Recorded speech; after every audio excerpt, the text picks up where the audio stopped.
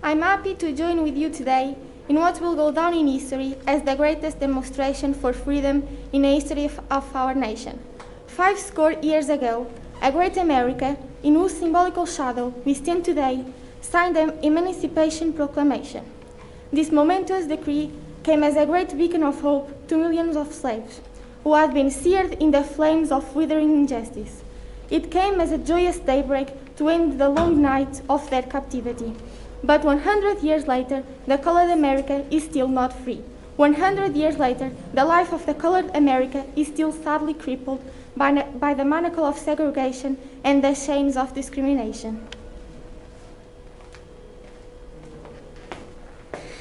100 years later, the colored American lives on a lonely island of poverty in the midst of a vast ocean of material prosperity.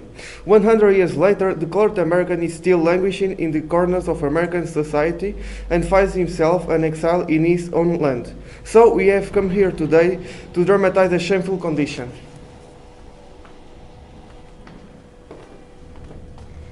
In a sense, we have come to our nation's capital to catch a check. When the architects of our great republic wrote the magnificent words of the Constitution and the Declaration of Independence, they were signing a promissory note to which every American was to fall heir. This note was a promise that all men, yes, black men as well as white men, would be guaranteed the inalienable rights of life, liberty, and the pursuit of happiness. It is obvious today that America has defaulted on this promissory note insofar as our citizens of color are concerned. Instead of honoring this sacred obligation, America has given its colored people a bad check, a check that has come back marked insufficient funds. But we refuse to believe that the Bank of Justice is bankrupt. We refuse to believe that there are insufficient funds in the great vault of opportunity of this nation. So we have come to cash this check. A check that will give us, upon demand, the riches of freedom and security of justice. We have also come to this allowed spot to remind America of the fierce urgency of now. This is not time to engage in the luxury of calling off or to take the tranquilizing drug of gradualism. Now is the time to make real the promise of democracy. Now is the time to raise from the dark and desolate valley of segregation to the sunlit path of racial justice.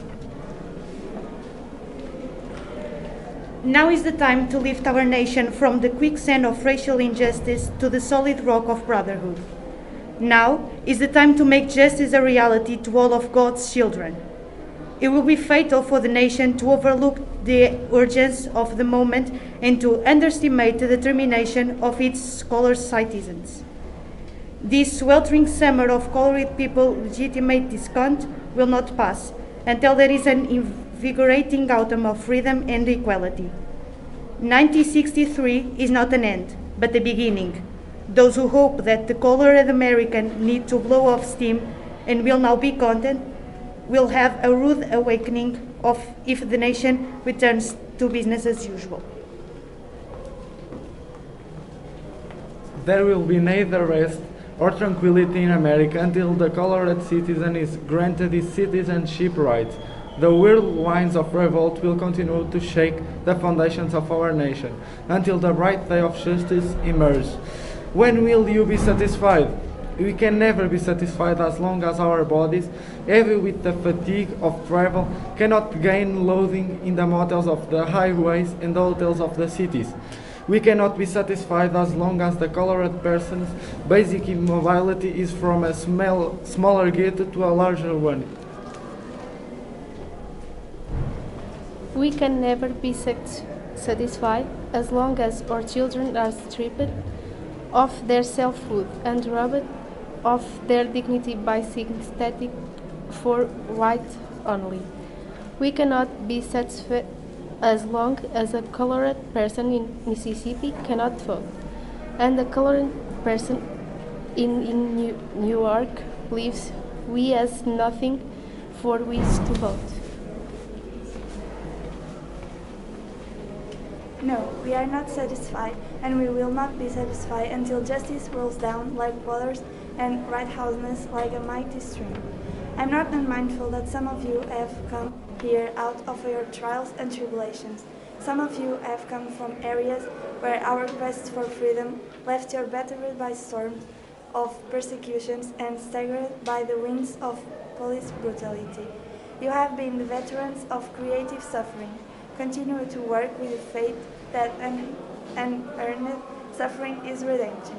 Go back to Mississippi, go back to Alabama, go back to South Carolina, go back to Georgia, go back to Louisiana, go back to the slums and ghettos of our modern cities, knowing that somehow this situation can and will be changed.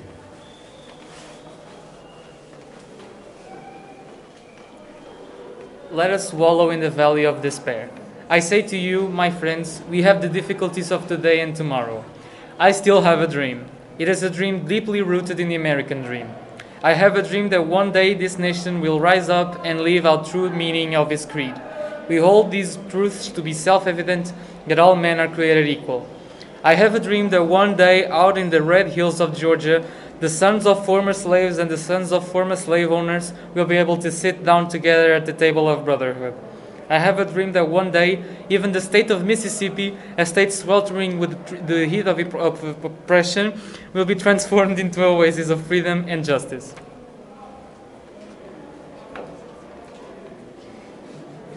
I have a dream that my 4 little children will one day live in a nation where they will not be judged by the color of their skin, but by their character. I have a dream today.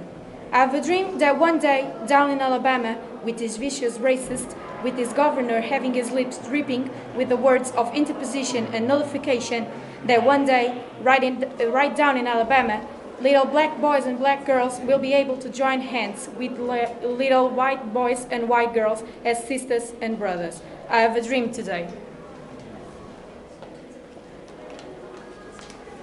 I have a dream that one day every valley shall be engulfed, every hill shall be exalted, and every mountain shall be made low. The rough places will be made plains, and the crooked places will be made straight, and the glory of the Lord shall be revealed, and all flesh shall see it together. This is our hope. This is the faith that I will go back to the south with. With this faith we will be able to hew out the mountain of despair and stone of hope. With this faith we will be able to transform the jangling discords of our nation into a beautiful symphony of brotherhood. With this nation we will be able to work together, to pray together, to struggle together, to go to jail together, to stand up for freedom together, knowing that we will be free one day.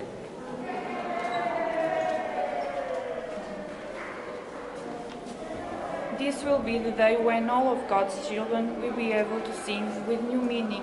My country, this of thee, sweet land of liberty, of thee I sing, land where my fathers died, land of the pilgrim's pride. From every mountainside, let freedom ring. And if America is to be a great nation, this must become true. So let freedom ring from the hilltops of New Hampshire.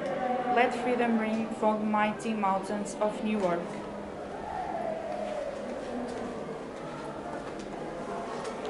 Let freedom ring from the ethnic Alleghenies of Pennsylvania. Let freedom ring from snow-capped Rockies of Colorado. Let freedom ring from the curvaceous slopes of California. But not only that, let freedom ring from Stone Mountain of Georgia. Let freedom ring from every wheel and mole-wheel of Mississippi and every mountainside. When we let freedom ring, when we let it ring from every tenement and every hamlet, from every state and every city, we will be able to speed up that day when all of God's children, black men and white men, Jews and Gentiles, Protestants and Catholics, will be able to join hands and sing in the words of the old spiritual. Free at last, thank God Almighty, we are free at last. will be able to join hands and sing in the words of the old people.